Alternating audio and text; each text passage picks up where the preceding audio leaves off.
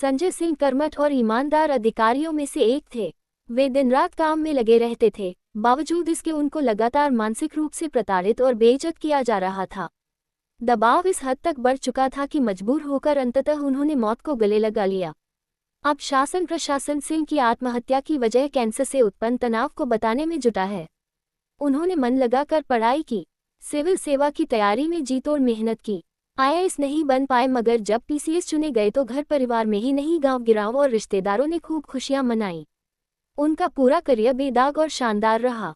फिर क्या हुआ कि सेवानिवृत्ति के करीब आकर उन्होंने बिल्डिंग के 15वें माले से कूदकर आत्महत्या कर ली। अति सौम्य, मिलनसार, अपने काम से काम रखने वाले प्रशासनिक अधिकारी संजय सिंह गाजियाबाद में जीएसटी डिपार्टमेंट में डिप्टी कमिश्नर पद पर कार्यरत थे। संजय सिंह मूल रूप से उत्तर प्रदेश के मऊ जिले के रहने वाले थे। पिछले 4 साल से वह गाजियाबाद में तैनात थे। उनका निवास नोएडा के सेक्टर 75 स्थित एक सोसाइटी में था। अगले साल वे रिटायर होने वाले थे। रिटायरमेंट के बाद के प्लान उन्होंने बना रखे थे। बड़ा बेटा नौकरी में आ ही चुका था, छोटा अभी पढ़ रहा था। घर में एक प्रेम करने वाली पत्नी, जिसने 10 साल पहले एक जानलेवा बीमारी होने पर उनकी इतनी सेवा की कि उन्हें कैंसर मुक्त करा के ही दम लिया। तो आखिर ऐसी क्या वजह थी कि एक पल में अपने प्यारे परिवार को छोड़ने का फैसला उन्होंने ले लिया। कैंसर से लड़कर जीतने वाले के सामने आखिर ऐसी कौन सी परेशानी खड़ी हो गई जिससे वह हार गया। दरअसल देश में प्रशासनिक अधिकारियों की हालत ऐसी है कि वे शासन द्वारा अपने विरुद्ध जारी अत्याचार, प्रताड़ना, तनाव, दबाव, धमकी आदि के खिलाफ मुंह नहीं खोल सकते हैं। ये नाफरमानी मानी जाती है और फिर उन्हें ट्रांसफर, निलंबन या बर्खास्तगी जैसे दंड झेलने पड़ते हैं। जो अधिकारी भ्रष्ट हैं और भ्रष्टाचार के धन से पूरे सिस्टम को पालते हैं, वे मजे में रहते हैं। उन्हें अच्छी पोस्टिंग भी मिलती है और समय समय पर प्रमोशन भी मिलता है।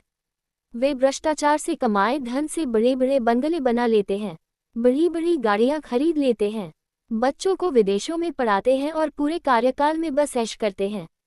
मगर जो अधिकारी कर्मठ हैं, ईमानदार हैं, काम में लगे रहते हैं, उन्हें शासन से भी गालियां और धमकियां मिलती हैं और अपने सीनियर अधिकारियों से भी। दंडस्वरूप दूरदराज के क्षेत्रों में स्थानांतरित किया जाना तो बहुत आम बात हो गई है।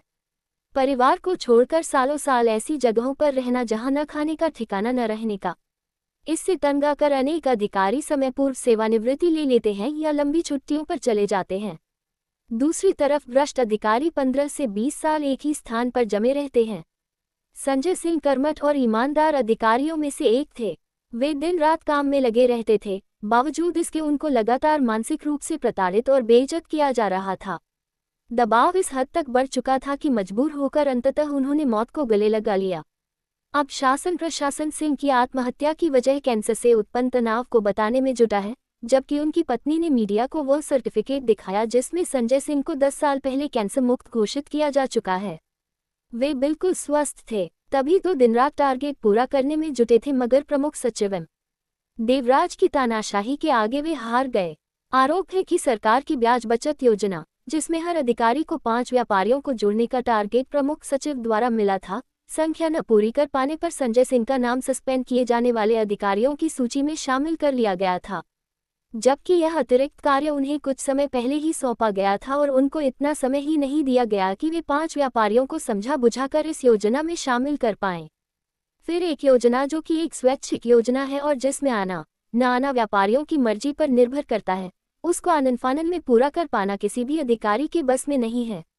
ऐसे में बिना स्पष्टीकरण मांगे सीधे निलंबन की संस्तुति कर देना कितना भयावह था उस अफसर के लिए जिसने जीवन भर सरकार को कमा कर दिया और जिसका दामन हमेशा बेदाग रहा। जीएसटी के डिप्टी कमिश्नर संजय सिंह की मौत ने पूरे उत्तर प्रदेश के जीएसटी अधिकारियों में भारी आक्रोश भर दिया है। विभाग के अधिकारी संजय सिंह की मौत का जिम्मेदार प्रमुख सचिव एम देवराज की तानाशाही रवैये को बता रहे हैं, जिसके कारण विभाग में प्रताड़ना का स्तर इतना बढ़ गया है कि कोई भी स्वतंत्र विवेक से काम कर नहीं पा रहा है। एम देवराज के खिलाफ इतना अधिक गुस्सा अधिकारियों में है कि उनकी तरफ से बनवाए गए व्हाट्सएप ग्रुप को अधिकांश अधिकारियों ने छोड़ दिया है। जिस ग्रुप में पूरे प्रदेश के 845 से अधिक लोग जुड़े थे, उसमें से 800 से अधिक ये ग्रुप छोड़ चुके हैं। यानी अब वे प्रमुख सचिव एम देवराज के किसी उल्टे सीधे निर्देश का पालन नहीं करना चाहते हैं।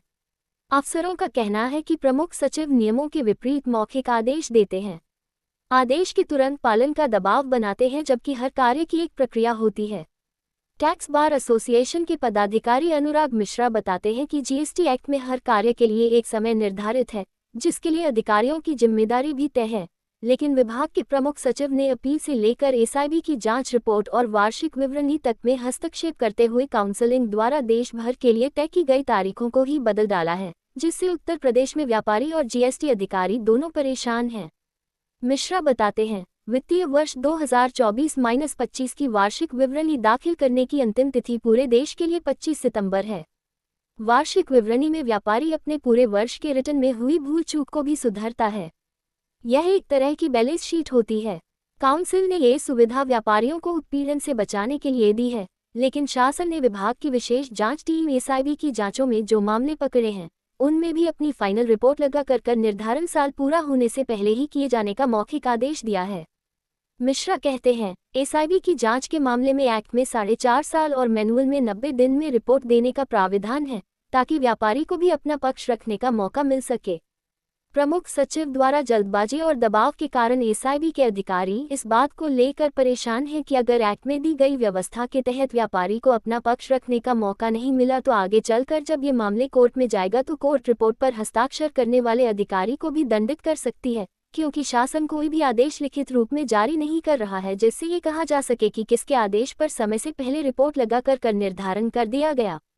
व्यापारियों की ब्याज माफी योजना में प्रतिदिन 5 व्यापारियों को शामिल करवाने का दबाव प्रमुख सचिव के मौखिक आदेश के बाद जोनल एडिशनल कमिश्नर अपने नीचे के अधिकारियों पर बना रहे हैं, जबकि यह योजना स्वैच्छिक है। व्यापारी एक पक्षीय मामलों में गलत टैक्स को क्यों स्वीकार करें?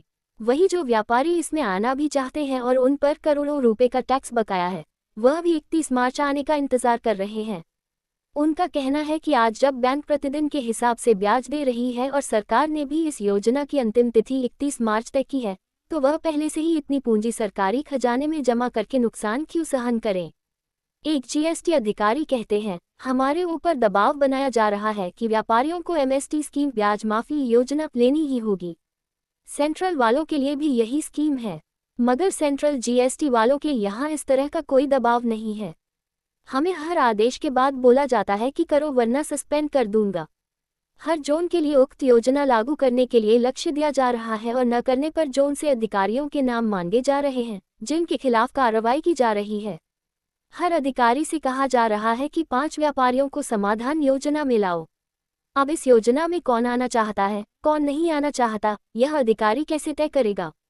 व्यापारी के पास योजना में न आने के कई कारण होते हैं, लेकिन अधिकारियों से कहा जाता है कि व्यापारियों को योजना में लाओ वरना सस्पेंड कर देंगे। इसी का शिकार डिप्टी कमिश्नर संजय सिंह भी हुए हैं। वो सुप्रीम कोर्ट में सरकार का पक्ष रखने वाले वकीलों को तथ्य मुहैया कराते थे। उन्हें कुछ समय पहले सेक्टर के टारगेट में झोंक दिया गया, समय दिया नहीं गया और सस्पेंड होने वाले अधिकारियों की सूची में उनका नाम डाल दिया गया। उन्होंने परेशान होकर जान दे दी। एक जीएसटी अफसर नाम न छापने की शर्त पर कहते हैं, 7 मार्च को प्रमुख सचिव ने रोज की तरह ऑनलाइन मीटिंग ली, जिसमें उन्होंने मौखिक आदेश सभी जोनल एडिशनल कमिश्नरों को दिए कि जिन खंड अधिकारियों ने सरकार की ब्याज माफी योजना में 5 से कम व्यापारियों को पंजीकृत करवाया है, उनसे स्पष्टीकरण नहीं सीधे उनके निलंबन की संस्तुति मुख्यालय को भेजी जाए। 8 तारीख को हुई बैठक में संजय सिंह से भी योजना में शामिल होने वाले व्यापारियों की संख्या पूछी गई तो उन्होंने बताया कि उनको इस पद का अभी अतिरिक्त प्रभार मिला है, इसलिए उनकी संख्या कम है। अब जून की कोई स्पष्टीकरण लिया ही नहीं जा रहा था, इसलिए जोनल एडिशनल कमिश्नरों ने 5 से कम वाले अधिकारियों के नाम भेजने शुरू कर दिए। इस लिस्ट में 21 जोनों के अधिकारियों के नाम शामिल थे। इससे संजय सिंह ही नहीं, विभाग के करीब 1000 अधिकारी तनाव में आ गए। कारण ये था कि इस आधार पर उनके निलंबन की कार्रवाई हो सकती थी। संजय सिंह इसलिए अधिक तनाव में थे क्योंकि उनकी संयुक्त आयुक्त के पद पर पदोन्नति 2-3 माह में होनी तय थी और उनका सेवाकाल भी मात्र 1 वर्ष ही बचा था। भारत में ही नहीं, शासन प्रशासन का तानाशाही रवैया पूरी दुनिया में बड़ा है। अब नौकरियों को लेकर सुरक्षा का कोई एहसास नहीं बचा है। किसी को भी किसी भी पोस्ट से कहीं भी फायर कर दिया जाता है। अमेरिका की संघीय सरकार के खर्चों में कटौती के लिए राष्ट्रपति डोनाल्ड ट्रंप ने सरकारी दक्षता विभाग का गठन किया है। इसका जिम्मा अरबपति एलन मस्क को सौंपा है। इस अभियान के तहत हजारों कर्मचारियों को नौकरी से निकाला जा रहा है। नौकरी पेशा व्यक्ति आज सबसे अधिक तनाव में जी रहा है। तनाव तमाम गंभीर बीमारियां दे रहा है और कई मामलों में समय पूर्व ही मौत। उत्तर प्रदेश के जिन अधिकारियों से टैक्स चोरों को खौफ खाना चाहिए, वह खुद ही इन दिनों खौफ के साए में नौकरी कर रहे हैं। हर किसी पर टैक्स कलेक्शन बढ़ाने का दबाव है। यही वजह है कि कई अधिकारियों ने वीआरएस के लिए आवेदन कर दिया है। हर अधिकारी दबाव में जी रहा है और काम के दबाव में कोई भी गलत फैसला होने की संभावना से अधिकारियों में हताशा और निराशा है। छुट्टी के दिन में भी काम और मीटिंग लिया जाना, विभाग में मानवीय और भौतिक संसाधनों की कमी को पूरा न किया जाना, बिना अधिकारी का पक्ष जाने ही अनुशासनात्मक कार्यवाही शुरू करना, एमनेस्टी स्कीम का अप्राप्य लक्ष्य निर्धारण करके अधिकारियों के निलंबन का प्रस्ताव मांगने से जीएसटी अधिकारियों में भारी आक्रोश है। ज्यादातर अधिकारी वर्चुअल मीटिंग से किनारा कर चुके हैं। जीएसटी अफसरों की यह डिजिटल बगावत प्रदेश की योगी सरकार पर भारी पड़ सकती है। मार्च महीना खत्म हो रहा है। वित्तीय वर्ष समाप्ति पर सबसे ज्यादा जीएसटी से ही रेवेन्यू कलेक्शन होता है। अफसरों, कर्मचारियों की बगावत का सीधा असर इस काम पर पड़ेगा।